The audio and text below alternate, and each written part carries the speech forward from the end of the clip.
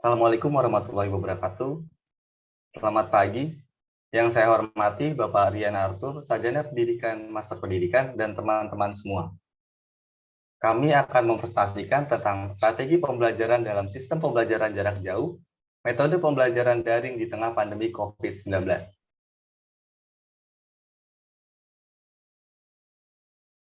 Kelompok kami beranggotakan Maifet Soni Marson, Alma Anissa Salwa, Agnes Nadia Permatahati, dan Muhammad Ihsan Hadi Tanoyo.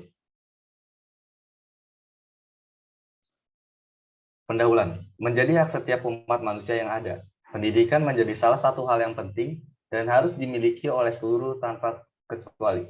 Pendidikan menjadi bekal perkembangan sebuah pemikiran dengan proses kritis yang terjadi di dalamnya. Penyebaran wabah COVID-19 yang saat ini menyerang seluruh dunia menjadi tembok besar pembatas proses pendidikan konvensional melalui tatap muka. Kemendikbud melalui selaku Badan Nasional Pendidikan Nasional juga telah merilis secara resmi mengenai pembelajaran jarak jauh.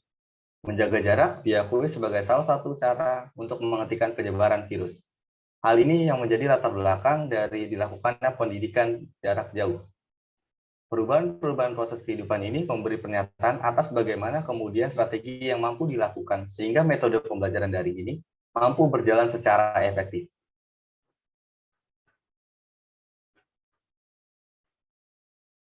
Pembahasan yang pertama, memperhatikan motivasi dan mentalitas pelajar. Perubahan yang terjadi di tengah proses pendidikan jarak jauh adalah tentu pada pola interaksi. Saat ini proses belajar terhalang oleh jarak dan hanya dilakukan melalui proses dan fasilitas digital secara individu. Hal ini tentu mengurangi motivasi dari para peserta didik.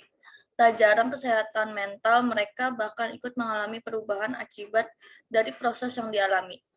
Adaptasi terhadap proses pembelajaran jarak jauh harus mampu dilakukan oleh setiap individu, yang termasuk sebagai upaya penerimaan terhadap situasi yang terjadi. Salah satu cara yang mampu dilakukan adalah pemberian pujian, aktivitas bicara satu sama yang lain, proses apresiasi, dan kritik juga menjadi salah satu cara dalam pendidikan daring. Ini artinya proses pembelajaran bukan hanya mengenai nilai, tugas, dan tanggung jawab, namun juga mengenai diri sebagai individu sosial. Pembahasan yang kedua, pemerataan fasilitas dan pemahaman belajar. Dalam pendidikan daring, aspek teknis pembelajaran, sumber daya manusia, dan saran prasarana menjadi beberapa poin vital.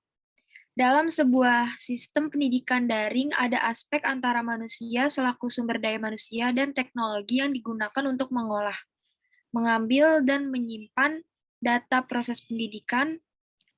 Beragam aplikasi pendidikan yang digunakan seperti Google, Kahoot, Zoom, WhatsApp, dan lain-lain mampu digunakan melalui media digital pendukung. Ternyata masih belum mampu digunakan oleh banyak peserta didik maupun pendidik. Hal ini terjadi akibat kesenjangan ekonomi. Menurut hasil riset pada bulan Maret 2020 dari Kementerian Pemberdayaan Perempuan dan Perlindungan Anak dinyatakan bahwa faktor media pembelajaran elektronik menjadi alasan dari faktor kesulitan dan keterbatasan dari proses pembelajaran daring. Untuk mengatasi permasalahan ini, pemerintah sendiri telah melakukan pemberdayaan melalui pembagian kuota secara nasional. Namun, ke depannya keterbatasan perangkat akibat kesenjangan ekonomi yang terjadi juga perlu perhatian khusus melalui dana program khusus.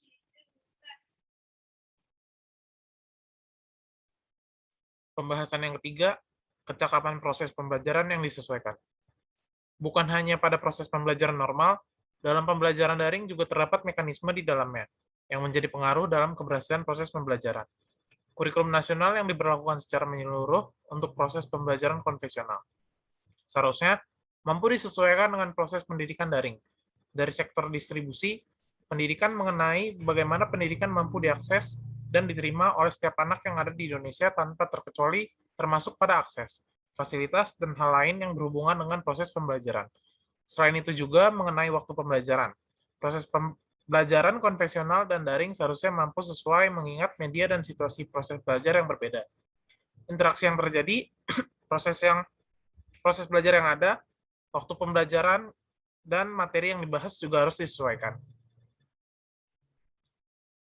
Untuk penutup, proses pembelajaran daring bukanlah mudah untuk diterima dan dimengerti, apalagi bagi anak-anak yang notabene adalah makhluk sosial dengan keperluan eksplorasi dan interaksi yang memadai. Perlu adanya dukungan dari pihak-pihak terkait pemenuhan fasilitas seperti sarana dan prasarana secara umum, sehingga pelaksanaan pendidikan mampu merata ataupun pada faktor emosional dan psikologis seperti motivasi, dukungan, dan pemahaman terkait proses belajar yang terjadi saat ini. Strategi ini wajib diimplementasikan bukan hanya pada siswa, namun juga pada pengajar, sebagai dua arus komunikasi yang berhubungan satu sama lainnya. Ya, sekian dari kelompok kami, kurang lebihnya mohon maaf. Wassalamualaikum warahmatullahi wabarakatuh.